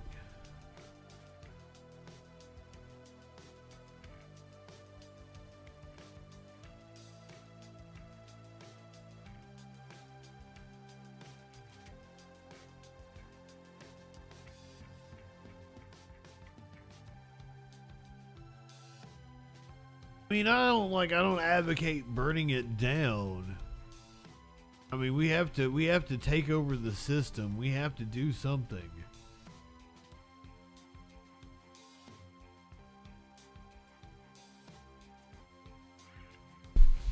What we're gonna do, we're gonna get high and we're gonna watch Greg Gutfeld, and hopefully something about this will be funny. Gutfeld himself's not gonna be funny, but hopefully something about this is going to be funny. And I don't think we're going to watch all 14 minutes of this. There's something specific that happens. I was just too lazy to go find the 2-minute clip of what it is I want to see. But this is the segment that it happens in.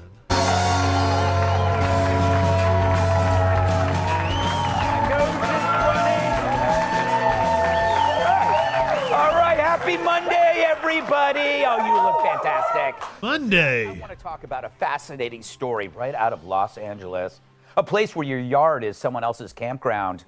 911 calls are answered slower than airline customers. Yes, Tones, you heard that right. The governor looks like a diehard villain. But now there's a huge strike going on that could affect a business that's near and dear to all of us, which means there's a civil war at Cinnabon, and it's delicious. Well, wait, what'd you think I was talking about? The writer's strike? I mean, do you people even care? Missing Hollywood writers is right up there with missing Geraldo, Don Lemon, and Jokic. Never over. What do I care? Good for me. That was the segment. The Cinnabon in L.A. He took a shot at Geraldo. For those of you who don't know, Geraldo has departed Fox News. Geraldo, a former co-host with Gutfeld on The Five. I don't think Gutfeld liked Geraldo very much. Well, wait, what'd you think I was talking about? The writer's strike? I mean, do you people even care? Missing Hollywood writers is right up there with missing Geraldo, Don Lemon, and Jokic. Never over. He is little, isn't he? Care? So on Friday, he's small. Cinnabon in L.A. declared a strike and filed a civil rights complaint against their employer. The reason, the owner installed a policy banning political statements in the store, including pride flags. It's not a political statement. Pride flags. Oh, it didn't happen again. Phew. But it's true. An exec who oversees a bunch of Cinnabons sent out a message declaring that we do not discriminate or celebrate any particular race, ethnic group, gender-specific group, religious group. If any store is displaying a pride flag, it's to be taken down immediately. And one of the workers asked if a rainbow pin would be okay. He said, quote, non-specific pins are okay, but sports teams, groups, school pins are not. In other words, let's stick to doing You can't wear the local sports team. Making all of us grotesquely fat. Now, personally, I have no problem with a store that wants to fly rainbow flags. You can fly a flag for the Bolivian national pickleball team for all I care. That sport combines two of my favorite things, pickles and balls. I like balls too. Just get. I like kicking them. That's all I ask. I mean, why is it so He's hard kicking to pour authority the in the balls. McFlurry directly down my pants? Oh my God. So why is this a story? It's entirely reasonable to demand employees not turn your bakery into a political rally. And the owner employs openly gay workers at the store. Wait a minute. Like, you right-wingers, don't you believe it's like, if this were Christians and it was a cross on their lapel, you would have a completely different take, wouldn't you, Greg Gutfeld? So clearly he's not discriminating. But that's not the way the workers took it. Instead, they called it homophobic. One said the policy made it feel like she had to hide herself, adding, quote, I started to not feel comfortable in my own skin. It really lowered my self-esteem. And I was starting not to like myself when I looked in the mirror. Yep, DJ Dub. So wait, is that from the ban on flags? Because it sounds like you've been eating too many Cinnabons, yep. I saw the joke coming. Exactly how I feel when I eat a Cinnabon. I hate myself. Not high enough for the shit. I can see the pastry in the mirror making its way down to a love handle. And herein lies a great philosophical truth brought to you by Cinnabon. As a human being, you are two people, the present you and tomorrow's you. And how tomorrow's Greg feels about himself depends on what present day Greg eats. So if present Greg ate a Cinnabon right now, he'd feel pretty good, but tomorrow's Greg will hate his guts. So the secret to life is getting your present self to look after tomorrow's self. It's usually like spicy food that makes me hate my guts the next day. Not really a Cinnabon. I do like, Cinnabon is the brand. What like cinnamon muffins? What the fuck are they called? Why am I spacing on this? Jesus Christ, Justin. I might be losing it. I might actually be losing it. My apologies. Cinnamon rolls. That's what they're called. Cinnamon rolls. Cinnamon rolls. Cinnabon is a brand. They're cinnamon rolls. Jesus Christ. Apparently Bill Maher had a long ass take about the Barbie movie. Mark Ronson just channeled Nicole Kidman's magical AMC ad to troll Bill Maher for his remarks on Barbie. Cinnamon Roll Justin. Mr. Elwood, good evening. We come to this place for magic. We come to AMC theaters to laugh, to cry, to care, to furiously Google Mattel board configuration while others are trying to enjoy a fucking magnificent comedy. The film's soundtrack producer posted on X. Ronson was responding to the real-time host's scathing 108, 1,882 character review. I'll read a portion of it. Okay, Barbie. I was hoping it wouldn't be preachy, man-hating, and a zombie lie. Alas, it was all three. What is a zombie lie? Something that never was true, but certain people refuse to stop saying it.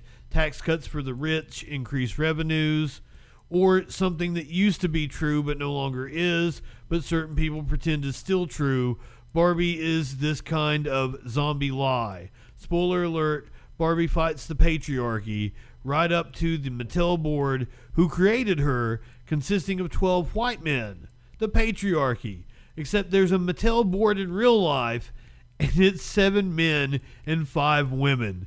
Okay, not perfect even Steven, but not the way the board in the movie, which takes place in 2023, is portrayed, and not really any longer deserving of the word patriarchy. Yes, there was one, and remnants of it remain, but the movie is so 2000 late.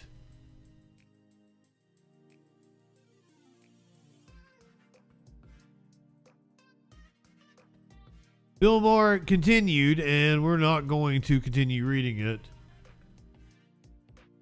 Ben Shapiro did a whole 43 fucking minutes on it.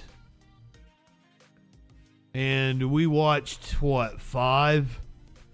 And then I banned Ben Shapiro. And I've bookmarked so many Shapiro videos. And I'm like, nope.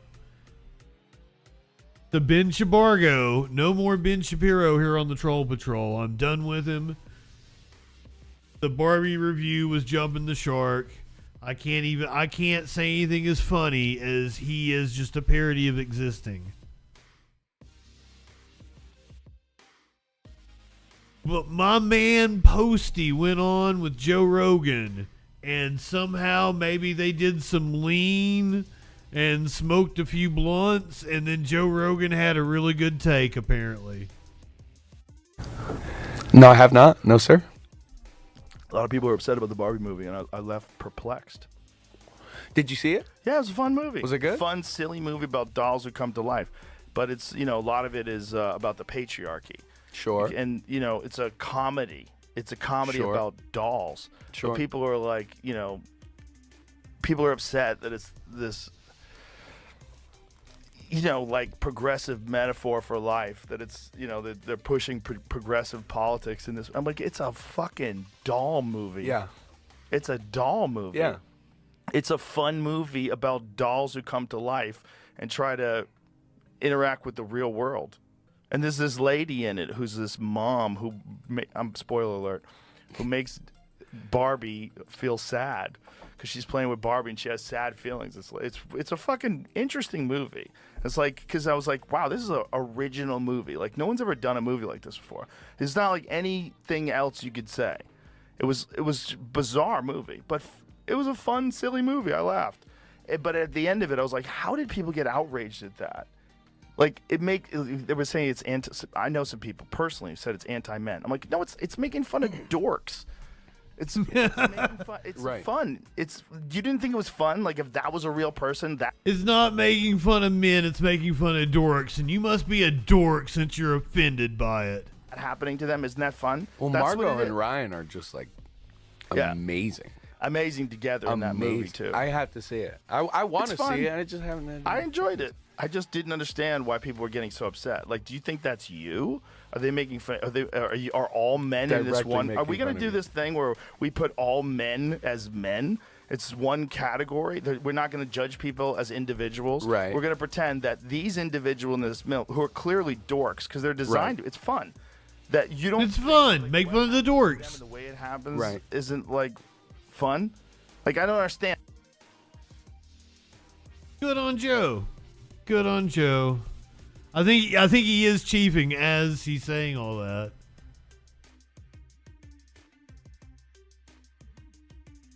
Posty's awesome. I love him. I'm not digging the new album. I really like one song off of it.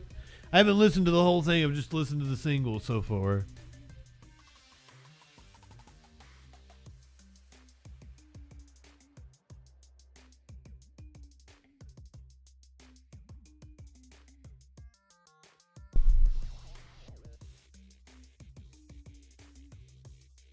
I like Posty though. I'm a fan. Pitbull haunts me. Haunts me. Everywhere I go, there's fucking Mr. Worldwide.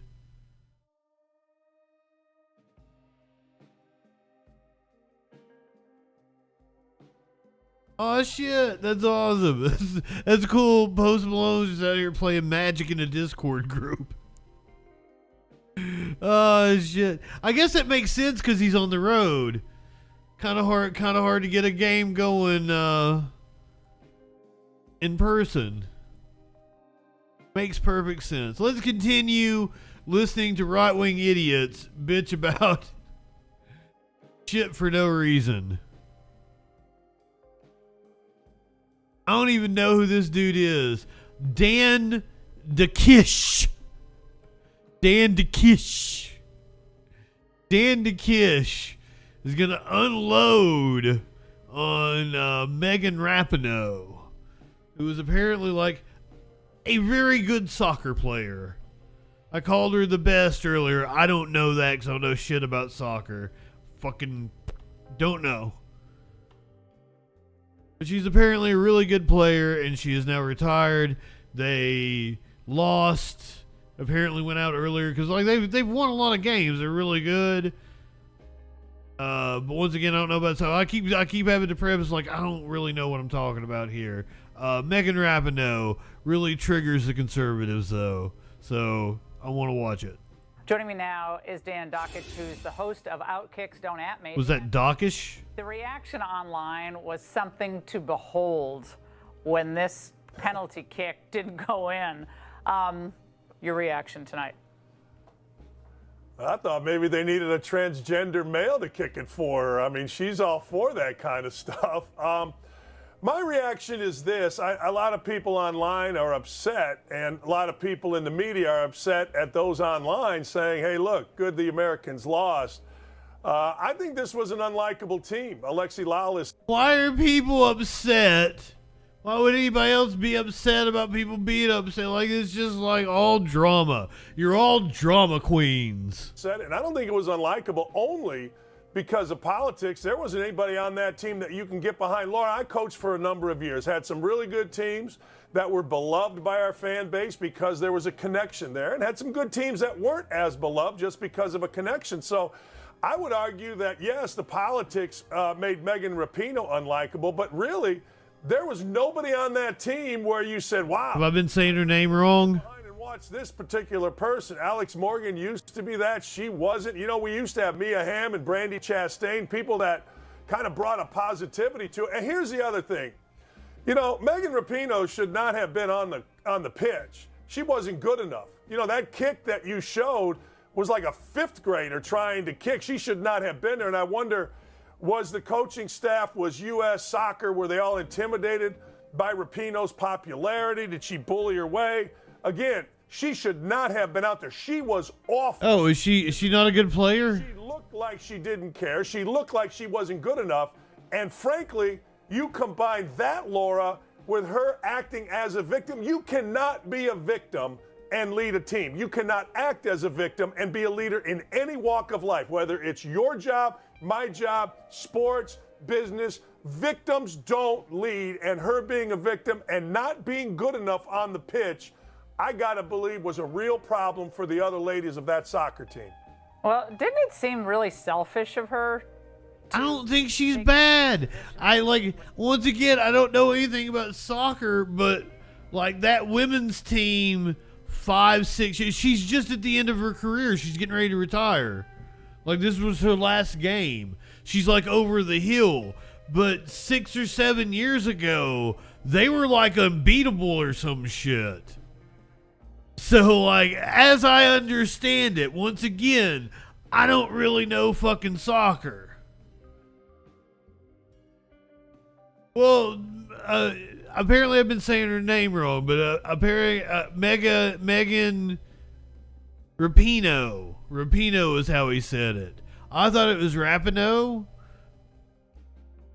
I don't know that he's correct. He might be mocking her.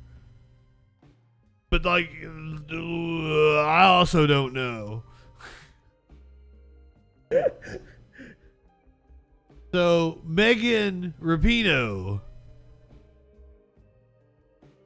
is very vocal about, social justice. And that pisses them off. She doesn't represent America. She's un-American. Yada, yada, yada. She shouldn't be out there for our sports team. A soccer team that they probably don't even care about. Really? Given what you said, and you know this world better than I do, I'm not a big soccer person, but, that's kind of selfish. She wanted to be the person that put the team over the top, but she didn't have the skill. And she probably made it be known one way or another that she wanted to be there for history's sake. Laura, there's always a backstory. You know this. Whether it's politics or whether it's sports, there is always a backstory. And anybody that just thinks that Megan Rapinoe was on that team because she was good enough and put in that position. Now think about the position. We're just making fun of right-wingers. When I get to the end of the show, we do like mocking stupid shit. We're getting ready to come in for a landing, PP girl. We do the hard news and then we kind of taper off into the stupid shit, and we're in the stupid shit now. Do a little culture war shit at the end of the show. Oh. I was like, well, I mean, like, fair enough. Like, yeah, I probably shouldn't be giving it air. Like, there is more important things we can talk about. But I feel like I do a good job. That this woman who was clearly past her prime was in. This dude needs to be mocked. To win a match in the Sweet 16 of the World Cup. And her I need to smoke more. Hell yeah. Maybe a really decent college soccer player. She should not have been there. Well, a junior high good player probably made that kick, Dan. It's good to see you. Come back. I would like it if one of you could confirm, like, was she like a really, really, like, she was like the Michael Jordan of women's soccer? This is really pretty. You probably can't see it really well. So I'd have to adjust the camera in order to focus on it. It is so pretty. It's called Peanut Butter and Jelly. And it is like dark hairs and it's like dark hairs and orange hairs. It is so goddamn gorgeous.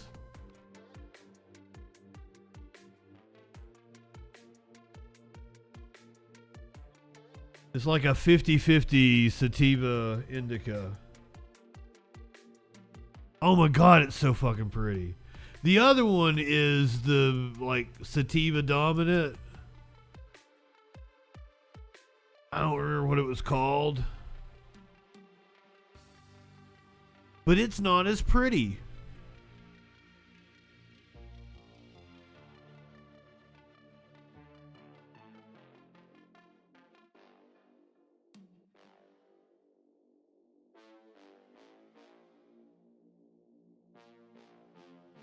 You haven't had good weed since it became legal?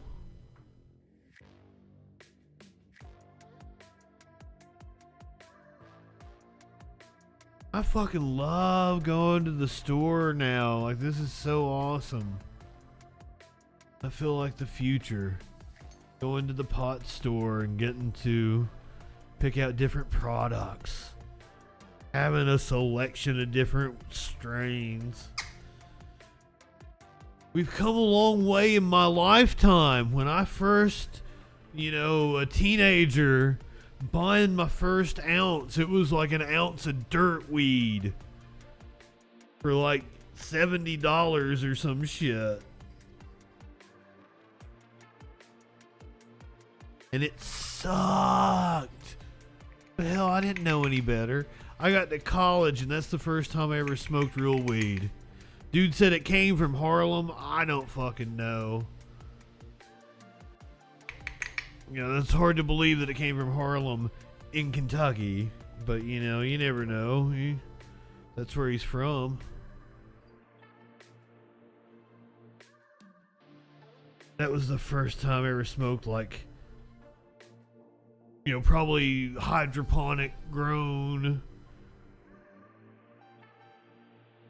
Good fucking weed, and it blew me the fuck away.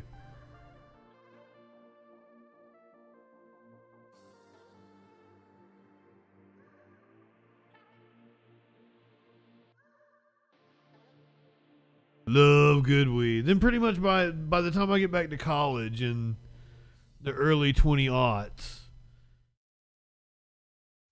pretty much all high dollar shit. Moved to Alabama and I started talking to this girl, and she was a cam girl. And I go over and hang out with her, and she says she can go over to her neighbors and get me some weed. And like she asked me how much do I want, and I'm like, well, can you give me like a half?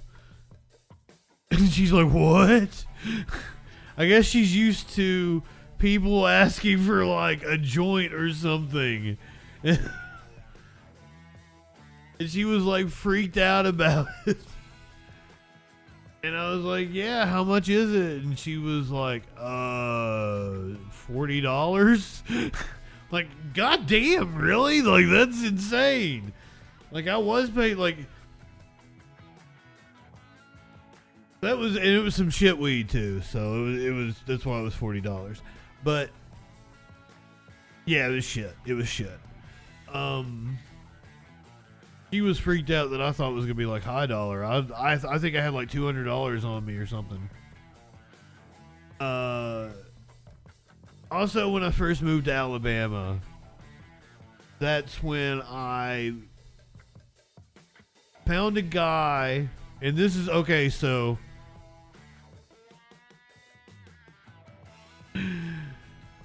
this woman had put, the Craigslist was still a thing, and this woman had put an ad on Craigslist, and I had messaged back and forth with her, and then nothing came about of it. And then like one like Saturday night or something, she just like popped up and was like, I've been partying and I want 2 dicks. Come over and fuck me with my boyfriend. And I'm like, okay. And he was bi too, so like that was fun. Like we all fucked. And it was a really good time. But he sold weed. And she was a white girl, she was a stripper, and he was a black dude, and he was really cool. And he started selling me weed, and he ran like an auto glass business. So he had like a point of service on his phone. And so, like, he could accept credit card for my weed. It was awesome. And I needed to use credit card too, because it was the most expensive weed I've ever bought in my life. It was $125 for a quarter. But my fucking God, the best goddamn weed I've ever had. Twice I told women that came over to hang out with me, I said, this is the best weed I've ever had, and I'm a stoner, so watch yourself. And 2 different women accused me of lacing it. I was like, I can't believe you said that. I just told you it's the best weed I've ever had.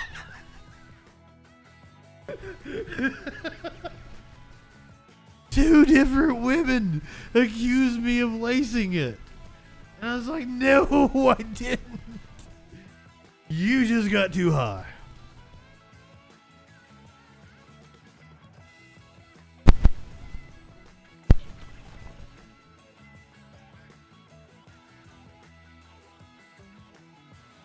Couldn't possibly be better than the weed we get now. Like, Louis C.K. has a bit about it back before he was canceled. And he's like, you know, he hasn't smoked pot in 20 years or 25 years or whatever the fuck it is. And like, he's in like bumfucked Kansas or some shit. And the crew's like, hey, you want to go smoke some weed? He's like, yeah, sure. So he's like taking like huge rips off of it. Like he's back in the 70s and shit. And they're like, hey dude, you may wanna lay up on that. And he's like, I didn't know they've been working on it like it's the cure for cancer. Cause they've been working on it like it's the cure for cancer. He's like, when I blew it out, it was a completely different world. Oh, I had a friend bring some moon rocks by to me one time. Those were really cool.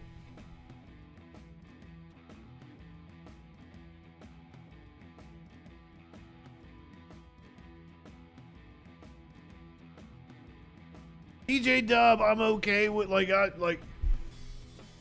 he's not on my canceled list, right? I listened to one of his specials after he first started releasing shit again, and I wasn't impressed. It's like the magic wasn't there anymore. And I felt like he was going a little too crotchety for my taste.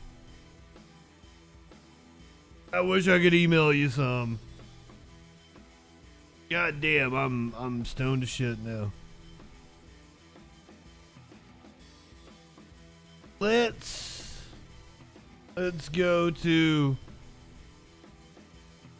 Apparently this happened in Hawaii, but it's not the fires that we were covering. It happened in Honolulu. Today, the state health department plans to send staff to Safeway over on Baratenia Street to investigate reports of rodents. This is an update to a story that we first reported on Sunday on Galen TV4 Island News Tonight. And it all stems from this video right here that's gone viral on social media. And you can see mice running around inside a bakery display case. Now, the video was taken on Saturday. Mo'ili'ili resident Anthony Mendez shops at that store and told us that he's now worried about health and hygiene after seeing the bakery was still open on Sunday. I was looking in the back and recording. They were still baking pies and still baking bread. Wait, what? I was floored. There's ways of dealing with this, but when you're putting our safety and our kids' safety and our elderly at safety, it's just so disconcerting to see that they're more worried about the profit. Well, KITV4 called Safeway, but the manager says that she has no comment.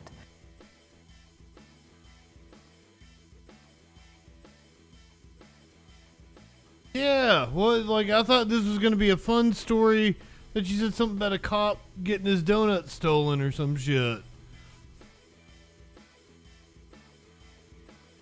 Don't worry, I've got another animal video ready to go though. We got a cutesy animal video. I let the mice have the donuts. I mean, if the donuts are stale and shit. This dude was trying to pull a burglary.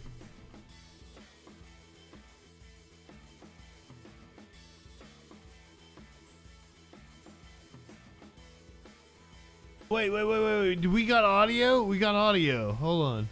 I didn't think we had audio. Hi, buddy. We don't want to do that. Oh, they were still in cop food. Okay, that makes more sense. Alright. Because you're so cool. Come here. Because you're the coolest dog I've ever known. I love you too. You're a sweetheart. I want you to come home with me. Where's your dad? Where's your dad? No, leave your garage open. Dad! Where are you? Wait, this is the guy's dad? I thought it was a burglar. Did I get the headline wrong? Distract a burglary suspect with his belly rubs. Seems like it's his home. I love you too. The dog seems awful friendly.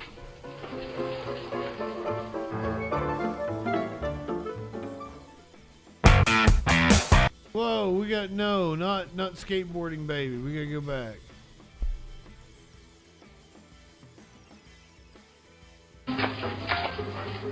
Hi, buddy. No, we don't want to do that.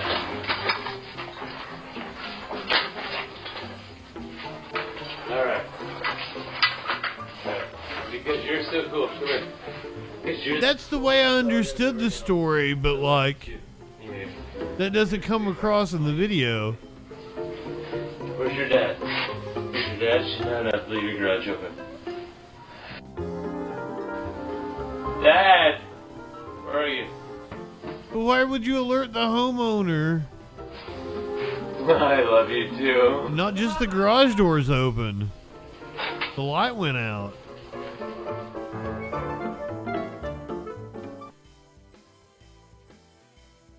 Camera footage catches the moment a burglary suspect got distracted while taking a bike from a garage by a very friendly golden retriever. Hi, buddy. No, we don't want to do that. They got a lot of bikes in that garage. Alright. Because you're so cool. Come here. Because you're the coolest dog I've ever known. I love you. Apparently he did steal the bike, yes. I want you to come home with me. Where's your dad? Where's your dad? No, leave your garage open. Some watchdog that dog is. Dad! Where are you? And it sounds, yeah, he's gonna tell the homeowner to shut the garage. I love you too. We don't